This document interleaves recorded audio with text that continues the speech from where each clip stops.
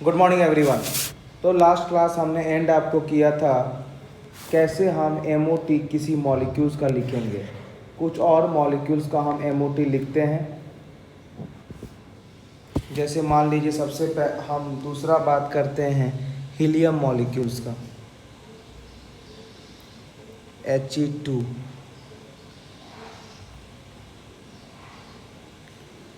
अब हमें पता है कि एक हीलियम में 2 इलेक्ट्रॉन होता है और यहाँ पर हीलियम 2 दिखा रहा है, मतलब इसके पास 4 इलेक्ट्रॉन हैं। कितने? इसके पास 4 इलेक्ट्रॉन हैं। तो अगर इसका हम इलेक्ट्रॉनिक कॉन्फ़िगरेशन का बात करेंगे तो वो क्या हो जाएगा?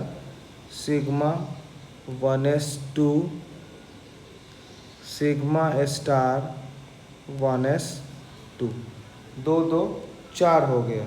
अब देखिए पहला क्वेश्चन बताएगा what is the bond order. पहला क्वेश्चन आएगा कि हीलियम 2 का बॉन्ड ऑर्डर क्या होता है।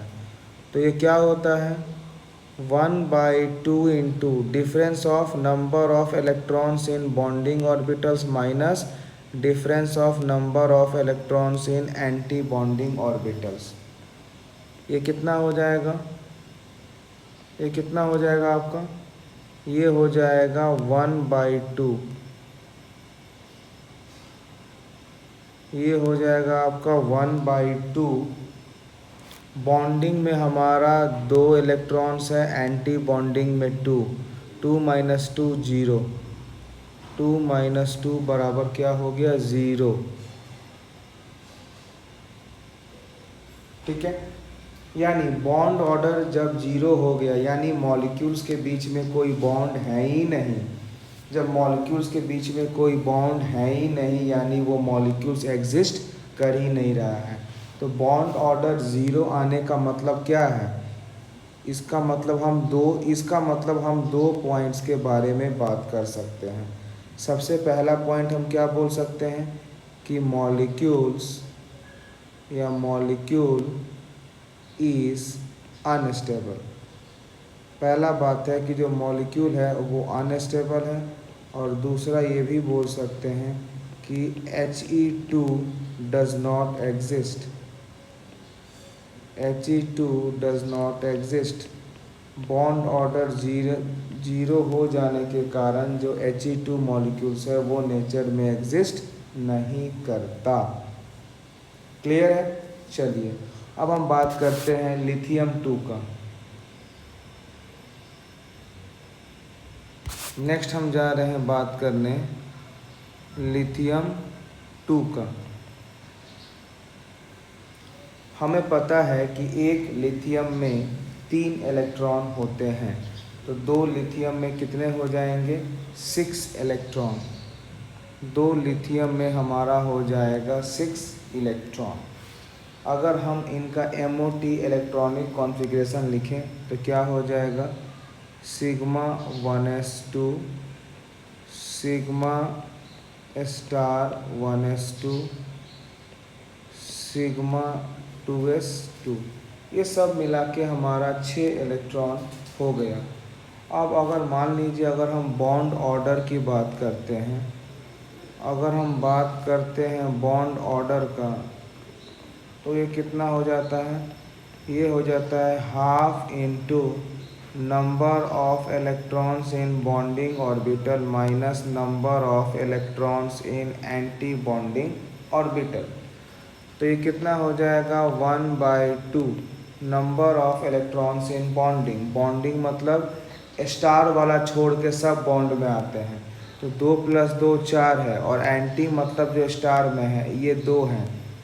तो ये हमारा बॉन्ड ऑर्डर 1 आ गया। कितना आ गया बॉन्ड ऑर्डर? इसमें हमारा बॉन्ड ऑर्डर 1 आ गया।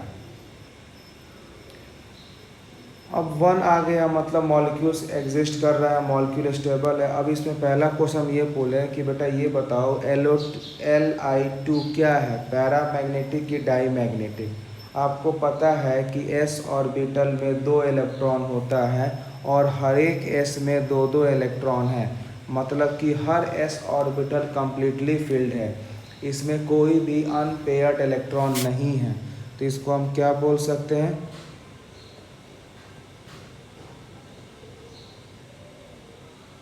इसको हम बोलेंगे डाई मैग्नेटिक। क्या बोलेंगे इसको?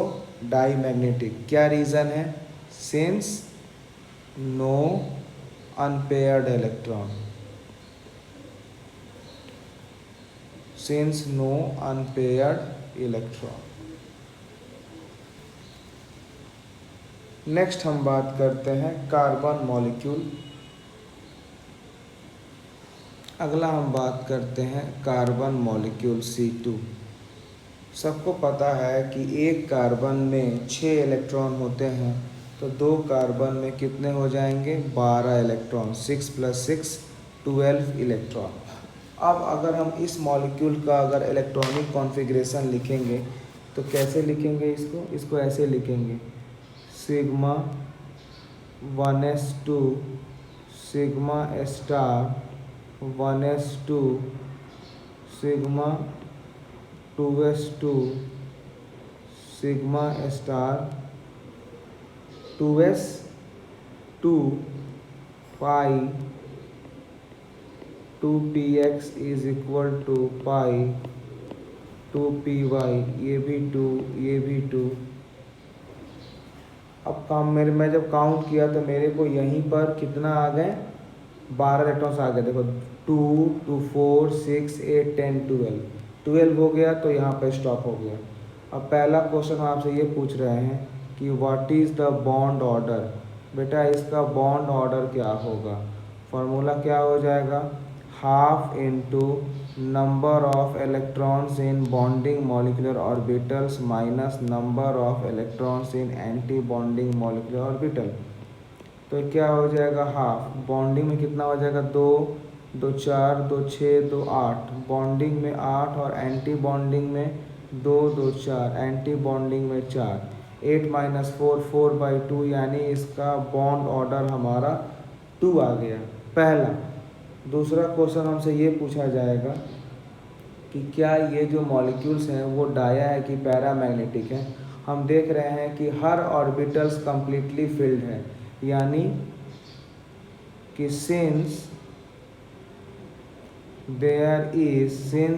There is no unpaired electron, since there is no unpaired electron, यहाँ पर कोई अनपेयर्ड इलेक्ट्रॉन नहीं है, देयरफॉर ये क्या हो गया? Diamagnetic. Therefore it is diamagnetic in nature, therefore ये क्या हो गया? Diamagnetic in nature. Clear? Next हम बात करेंगे oxygen molecules. Next we are going to talk about oxygen molecules O2।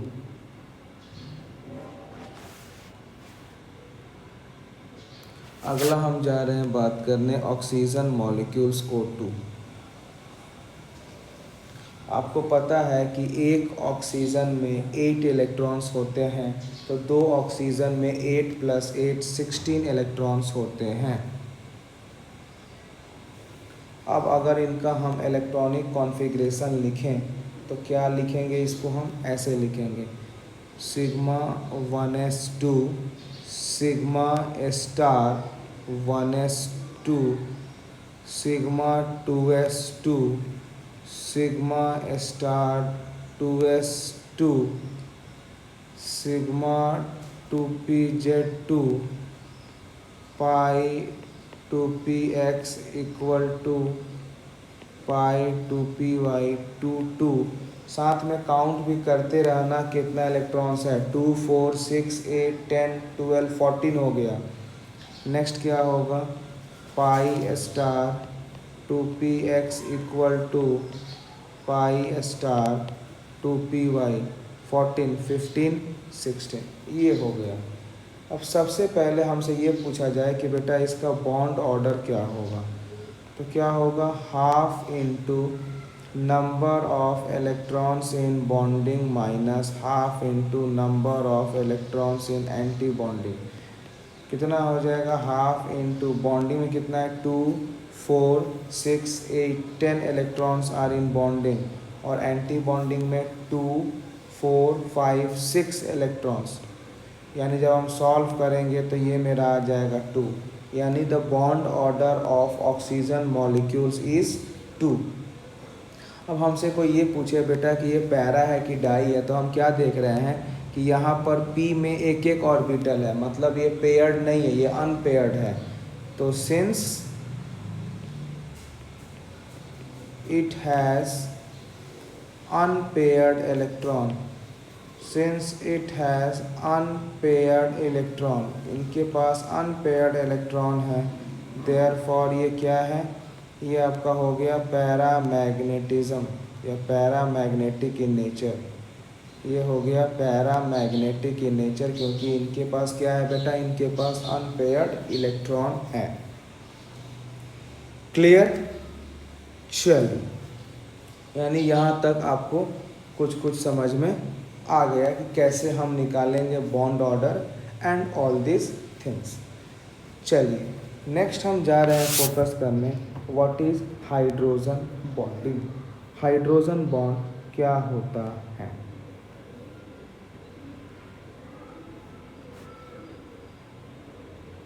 Next topic रहेगा हमारा हाइड्रोजन बॉन्डिंग। नेक्स्ट टॉपिक रहेगा हमारा हाइड्रोजन बॉन्डिंग।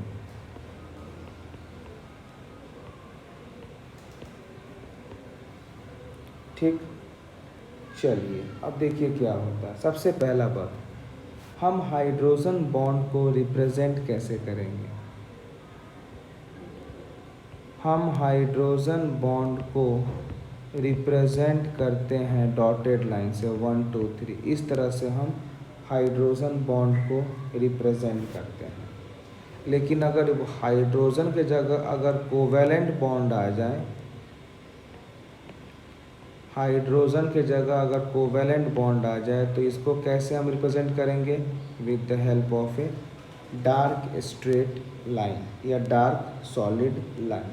ठीक है, चलिए अब हम अगला बात बोलते हैं कि हाइड्रोजन बॉन्ड कब और किसके बीच बनता है। तो हाइड्रोजन बॉन्ड के लिए तो हमें हाइड्रोजन लेना कंपलसरी है। हाइड्रोजन बॉन्ड के लिए हमें हाइड्रोजन लेना कंपलसरी है। अब हाइड्रोजन का बॉन्ड आप आइदर नाइट्रोजन से कराओ तो भी आपका हाइड्रोजन बॉन्डिंग बन जाएगा। हाइड्रोजन का बॉन्ड अगर आप ऑक्सीजन से कराओ तो भी आपका हाइड्रोजन बॉन्ड बन जाएगा। एंड हाइड्रोजन का बॉन्ड अगर आप फ्लोरीन से कराएंगे तो भी आपका हाइड्रोजन बॉन्ड बन जाएगा। तो हम क्या बोल सकते हैं कि when hydrogen is attached to any one of the element either nitrogen, oxygen और fluorine, the bond formed is hydrogen bond. Clear? अब देखिए हाइड्रोजन बॉन्ड कैसे बनता है, क्या बनता है, आपको पहले हमें वो समझाना पड़ेगा। जैसे मान लीजिए ये आपका एक H हाइड्रोजन है, इससे अगर यहाँ पर A एलिमेंट है और ये वाले B एलिमेंट है, ये वाले क्या है, B एलिमेंट, तो क्या होगा, A वाला एलिमेंट जो है वो हाइड्रोजन से कंटिन्यूअस इलेक्ट्रॉन पुल करते जाएगा। जब हाइड्रोजन से वो इलेक्ट्रॉन पुल करेगा तो डेफिनेटली A पर हो जाएगा पार्शियल नेगेटिव और H पर हो जाएगा पार्शियल पॉजिटिव। जब H पर हो जाएगा पार्शियल पॉजिटिव, फिर ये क्या करेगा, B से इलेक्ट्रॉन पुल करना शुरू करेगा। B से इलेक्ट्रॉन पुल करना ये शुरू करेगा और उसके बाद जो हाइड्रोजन को इलेक्ट्रॉन देके बॉन्ड बनाएंगे वही क्या हो जाएगा, हाइड्रोजन बॉन्ड। तो इसके लिए पहला कंडीशन क्या है, अगर हम A एंड B की बात करें तो पहला कंडीशन अब क्या है, आप देख रहे हो कि A इलेक्ट्रॉन को पुल कर रहा है और B इलेक्ट्रॉन को दे रहा है। तो हम क्या बोल सकते हैं इसमें कि electronegativity of A should be greater than electronegativity of B। तभी ना, देखो आप देखो A इलेक्ट्रॉन हाइड्रोजन से पुल कर रहा है और B इलेक्ट्रॉन दे रहा है। उसके बाद जो आपने ये डॉटेड लाइन से दिखाया है, इसी को हम क्या बोलते हैं बेटा, इसी को हम बोलते हैं हाइड्रोजन बॉन्ड। और जो आपने ये सॉलिड लाइन दिखाया इसको क्या बोलते हैं, इसी को हम बोलते हैं कोवैलेंट बॉन्ड। किसको क्या बोलते हैं? कोवैलेंट बॉन्ड हम बोलते हैं। यानी अगर हाइड्रोजन एंड कोवैलेंट बॉन्ड की हम बात करें तो सबसे पहले कोवैलेंट बॉन्ड का होना कंपलसरी है, फिर जाके आपका हाइड्रोजन बॉन्ड होगा। क्लियर है? तो अब अगर मैं इसकी डिफिनीशन की बात करूं कि ये क्या होता है क्या नहीं होता है, तो हम क्या बोल सकते हैं इसमें कि hydrogen bond is defined as hydrogen bond is defined as the attractive hydrogen bond is defined as the attractive force is defined as the attractive force which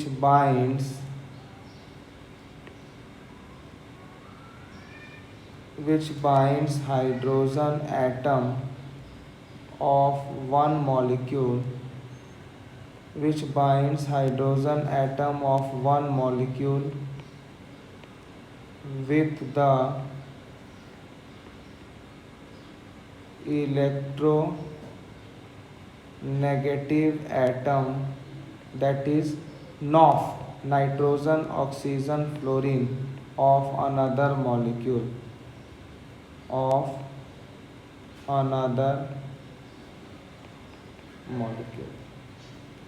clear है? चलिए नेक्स्ट हम बात कर रहे हैं types of hydrogen bonding. Next हम बात कर रहे हैं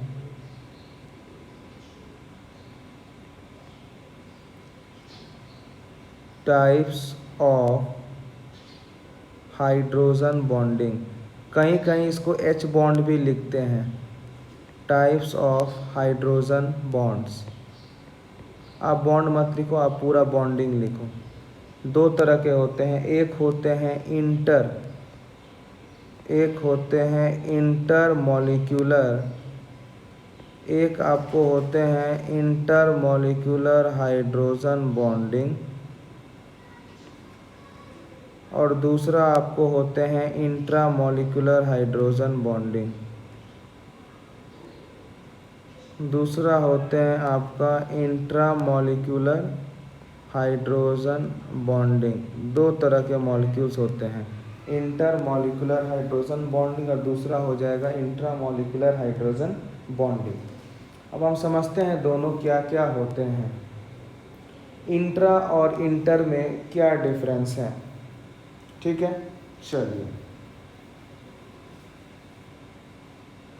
तो पहले हम जा रहे हैं बात करने कि what is inter molecular hydrogen bonding. First topic is what is inter molecular hydrogen bonding. Inter molecular hydrogen bonding. Inter molecular hydrogen bonding, इसमें क्या होता है, दो अलग अलग मॉलिक्यूल्स के बीच में जो बॉन्ड बनते हैं, तो हम क्या लिखेंगे कि it is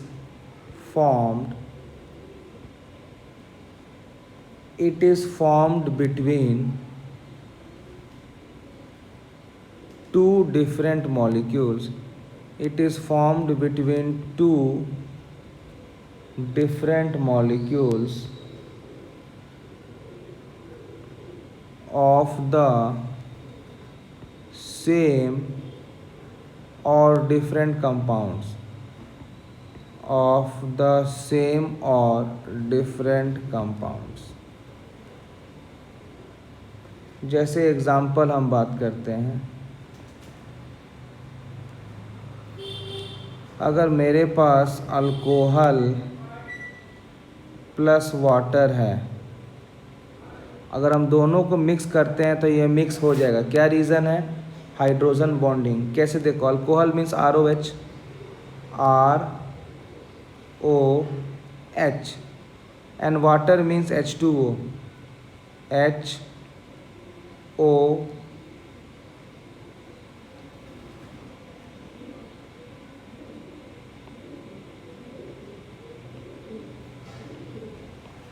hydrogen means H2O। अब क्या होगा, O एंड H के बीच में क्या बन गया, हाइड्रोजन बॉन्डिंग। तो अब क्या देख रहे हो कि ये वाला अल्कोहल है, ये वाला वाटर है, टू डिफरेंट मॉलिक्यूल्स के बीच में अगर बॉन्ड बना तो क्या बोलेंगे, इंटर मॉलिक्यूलर हाइड्रोजन बॉन्डिंग। एक और हम लेते हैं, जैसे मान लीजिए हमने मिक्स कर दिया ammonia plus water, ammonia plus water. Ammonia क्या होता है, NH एच एच, और वाटर क्या होता है, HOH। अब क्या देख रहे हो, NH के साथ बॉन्ड हो गया। हमने क्या बोला, हाइड्रोजन अगर NOF कहीं से बॉन्ड बनाए तो ये क्या हो गया, हाइड्रोजन बॉन्डिंग। और कौन सा हाइड्रोजन बॉन्डिंग हुआ, इंटर मॉलिक्यूलर। क्यों, क्योंकि ये टू डिफरेंट मॉलिक्यूल्स के बीच में बन रहा है, एक है अमोनिया, दूसरा है वाटर। क्लियर। चलिए दूसरा केस हम बात करते हैं, वो होता है हमारा intra molecular hydrogen bond. Intra molecular hydrogen bond, intra molecular hydrogen bond. ये क्या बनता है, ये सेम एलिमेंट में ही बनता है, मतलब it is formed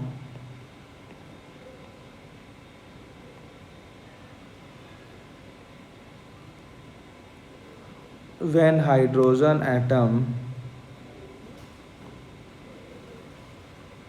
it is formed when hydrogen atom is in between two highly electronegative atom present within the same molecule, present within the same molecule। इसको हम बोलते हैं, क्या बोलेंगे इसको, इंट्रा मॉलिक्यूलर। एग्जाम्पल अगर हम बात करते हैं, सपोज हमने ले लिया ओ नाइट्रोफिनॉल। ओ नाइट्रोफिनॉल मतलब इसको हम क्या फुल पढ़ेंगे, ओ स्टैंड्स फॉर ऑर्थो। ओ का मतलब क्या होता है, ओ स्टैंड्स फॉर ऑर्थो, तो इसको हम बोलेंगे ऑर्थो नाइट्रोफिनॉल। अगर इसका हम डायग्राम बनाते हैं तो ऑर्थो नाइट्रोफिनॉल का डायग्राम कुछ इस तरह बनेगा, NO2 नाइट्रो और फिनॉल OH। अब इनको अगर हम डायग्राम के अनुसार बनाएं तो कैसे बनेगा, ये एकदम बॉन्ड के, तो हमारा तो एक बेंजीन ऐसे बनेगा, ऑर्थो कैसे बनेगा, OH।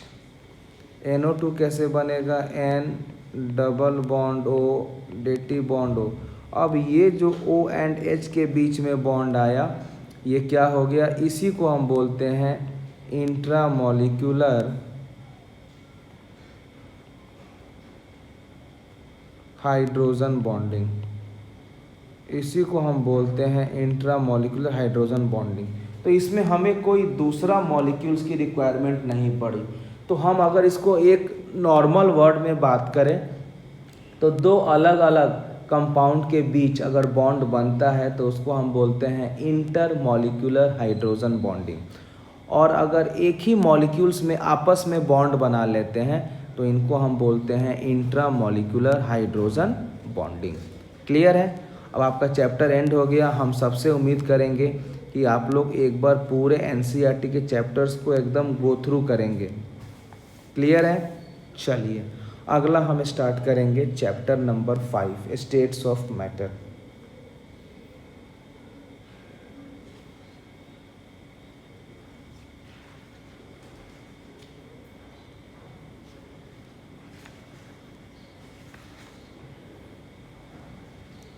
नेक्स्ट हम जा रहे हैं स्टार्ट करने चैप्टर नंबर 5 जिसको हम बोलेंगे states of matter, states of matter.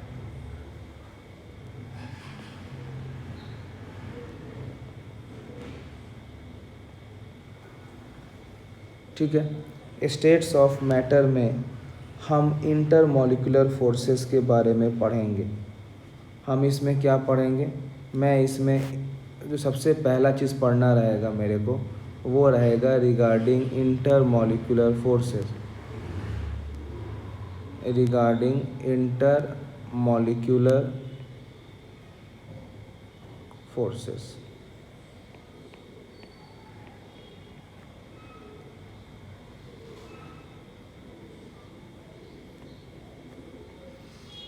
अब हमारा ये बात है कि what do you mean by intermolecular forces.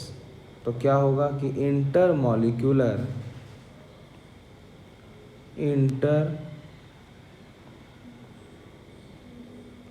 intermolecular forces are the forces, intermolecular forces are the forces of attraction। Intermolecular forces जो होता है क्या है, are the forces of attraction and repulsion,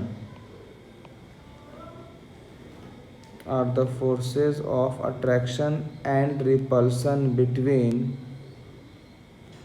interacting particles,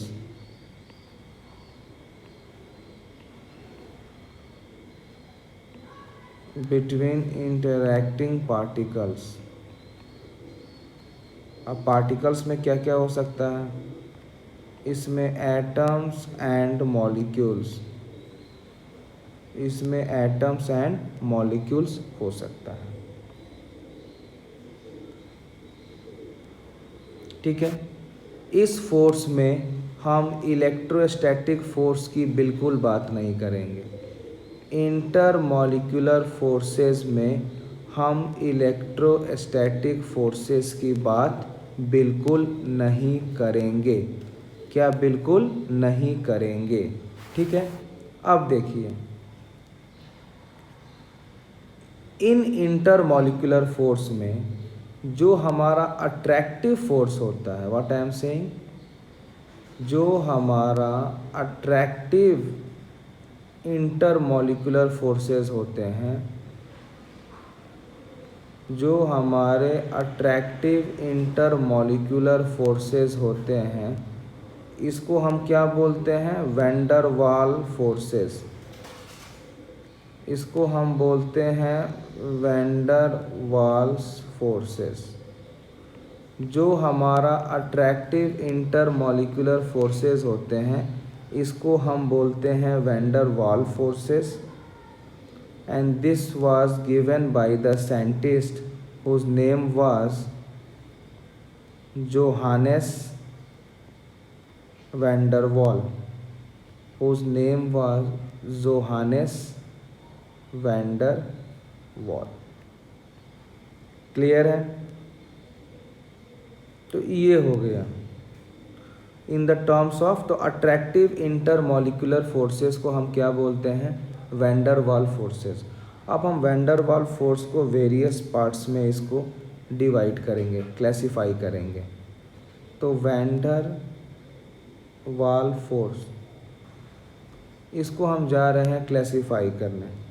जो सबसे पहला फोर्स आता है हमारा, उसे हम बोलते हैं डिस्पर्सन फोर्स।